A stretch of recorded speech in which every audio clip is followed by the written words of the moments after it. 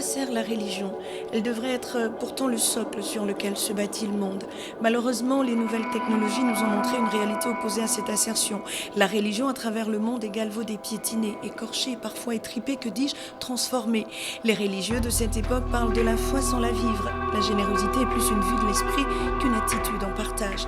Dans les coins et recoins du grand Libreville, on trouve des églises et pourtant dans cet espace, la jeunesse excelle dans les braquages, les vols, les viols, les danses obscènes et autres. Dans ces lieux de culte, certains hommes de Dieu profitent de la misère et de la détresse des fidèles pour bâtir leur empire. Cette catégorie commercialise les miracles et monnaie la parole de Dieu. Démonstration.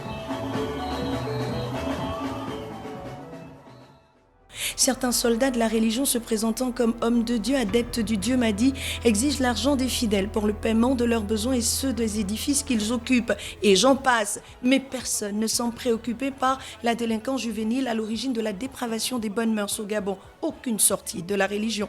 Avant les scrutins électoraux et pourtant les déclarations de la religion ne manquent pas pour rappeler l'importance de la démocratie qui n'est jamais un acquis paisible mais une tâche sans cesse en cours.